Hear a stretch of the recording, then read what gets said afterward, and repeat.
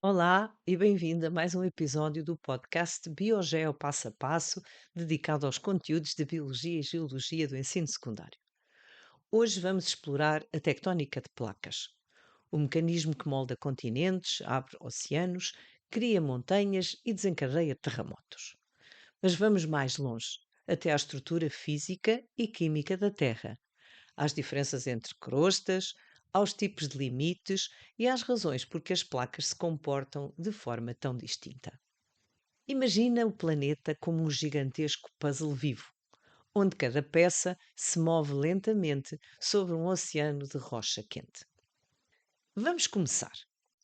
A tectónica de placas só faz sentido quando compreendemos como a Terra é constituída. A Terra é constituída por camadas concêntricas de diferentes espessuras. E consideram-se dois modelos para explicar a sua estrutura. Estes modelos baseiam-se em dois critérios diferentes: a composição química de cada camada e o comportamento mecânico de cada camada.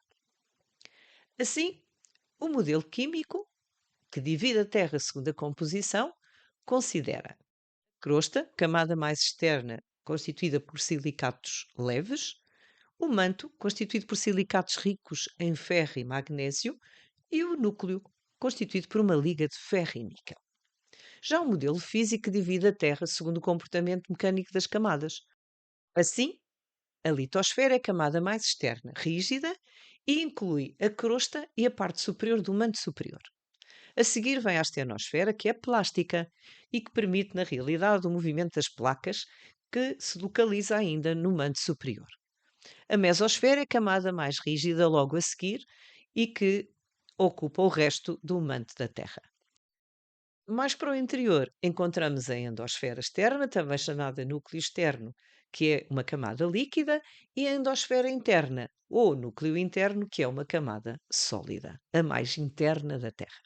A litosfera, a camada mais superior, estará fragmentada em placas tectónicas que flutuam sobre a astenosfera, a tal camada plástica. É na astenosfera que o calor do interior da Terra cria correntes de convecção, que empurram as placas como se fossem barcos sobre um oceano de rocha quente. E é aqui que a tectónica acontece. A superfície terrestre, isto é, a litosfera, está pois dividida em várias placas. As maiores são a do Pacífico, a norte-americana, a sul-americana, a euroasiática, a africana, ainda a australiana e ainda a placa antártica. Cada uma pode ter apenas crosta oceânica ou conter ambas, crosta oceânica e crosta continental. Na realidade, todas estas de que eu acabei de falar, apenas a placa do Pacífico é uma placa exclusivamente oceânica. Todas as outras apresentam crosta oceânica e crosta continental. O motor da tectónica é o calor interno da Terra, gerado essencialmente pela desintegração radioativa no manto e no núcleo. Esse calor cria correntes de convecção na astenosfera que empurram as placas como um tapete rolante invisível. Os movimentos das placas são de três tipos: movimentos divergentes, causados por forças distensivas. As placas afastam-se. Formam-se rifts, abrem-se oceanos, nascem dorsais oceânicas. Ocorrem sismos. Um exemplo é o da dorsal médio-atlântica, que, como o nome indica, se encontra no meio do Oceano Atlântico. Também há movimentos convergentes, causados por forças compressivas. As placas aproximam-se. Podem formar-se montanhas, vulcões, arcos de ilhas. Ocorrem sismos. E um exemplo desta convergência de placas pode ser a convergência da placa de Nazca com a placa sul-americana. Outro tipo de movimentos são os movimentos transformantes causados por forças de cisalhamento. Neste caso, as placas deslizam lateralmente. Ocorrem sismos. Um exemplo é a falha de Santo André, na Califórnia. O tipo de crosta de duas placas tectónicas adjacentes, sujeitas a forças compressivas, determina o tipo de estruturas geológicas resultantes. Assim, é importante perceber o que distingue a crosta oceânica da crosta continental e como isso determina o seu diferente comportamento quando ocorre colisão de duas placas tectónicas. Assim, a crosta oceânica é basáltica, rica, portanto, em ferro e magnésio e é mais densa do que a continental. É fina, tem apenas 5 a 10 quilómetros de espessura média e ainda é jovem. Já a crosta continental, que é granítica, rica em silício e alumínio, é menos densa do que a oceânica e mais espessa, tem 30 a 70 quilómetros e, além disso, é muito antiga. Assim, o que acontece quando colidem duas placas, uma com limite oceânico e outra com limite continental? A crosta oceânica, mais densa, é subductada sob a continental, isto é, desce sob a continental, fica por baixo. Formam-se nos oceanos fossas oceânicas e nos continentes vulcões, cadeias montanhosas, paralelos ao limite da placa. Um exemplo deste tipo de convergência é o da subducção da placa de Nazca sob a placa sul-americana, o que origina a fossa do Atacama e a Cordilheira dos Andes. E o que acontece quando colidem duas placas com limites oceânicos? Uma é subductada sob a outra. Tendo as duas a mesma composição, será subductada a placa mais velha, que é mais densa porque está a arrefecer há mais tempo. Um exemplo é o Arco das Aleutas, que resulta da subducção da placa do Pacífico sob a placa norte-americana. Atenção à palavra sob e sobre.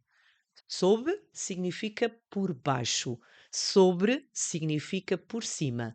Por isso, a placa subductada fica sob a que não é subductada. Então, uma desce, fica sob a outra, que por sua vez fica sobre aquela que desce. E o que acontece quando colidem duas placas com limites continentais? Nenhuma é subductada. Ambas são espessas e pouco densas. Então as rochas enrugam, dobram-se e elevam-se. Formam-se grandes cadeias montanhosas. Um exemplo deste tipo de acontecimento é a colisão entre a placa indo-australiana e a placa euroasiática, que formou a Cordilheira dos Himalaias, onde existe a maior altitude da Terra, o Monte Everest. Imagina-te a viajar sob a crosta terrestre. À tua volta, o manto move-se lentamente como um mar de pedra quente. Acima, placas gigantescas deslizam, afastam-se, chocam e transformam o planeta. Num limite divergente, o solo abre-se e o magma sobe, criando nova crosta. Num limite convergente, uma placa oceânica mergulha sob o continente, alimentando vulcões. Noutro ponto, duas massas continentais colidem e empurram rochas para o céu. A Terra respira em ciclos de milhões de anos e nós vivemos sobre essa respiração. A tectónica de placas é considerada uma teoria unificadora, pois ela explica, com um único conjunto de processos, fenómenos que antes eram estudados de forma separada: sismos, vulcanismo, formação de montanhas, movimento dos continentes, criação de novos oceanos. Tudo passa a fazer sentido quando se entende o movimento das placas litosféricas. No nosso périplo pela tectónica de placas, falámos sobre a relação entre modelo físico e modelo químico da Terra, falámos do movimento das placas sobre a astenosfera, dos três tipos de limites e das suas consequências, falámos da diferença entre crosta oceânica e continental. Investigamos porque é que a convergência de placas com limites diferentes produz resultados tão diferentes, está relacionado com os tipos de crosta, e ainda como o calor interno da Terra alimenta toda esta dinâmica. Obrigada por estares desse lado. No próximo episódio vamos explorar vulcanismo, o lado mais explosivo da tectónica de placas. Até lá, lembra-te, o planeta está vivo e cada passo que dás é sobre uma superfície em movimento.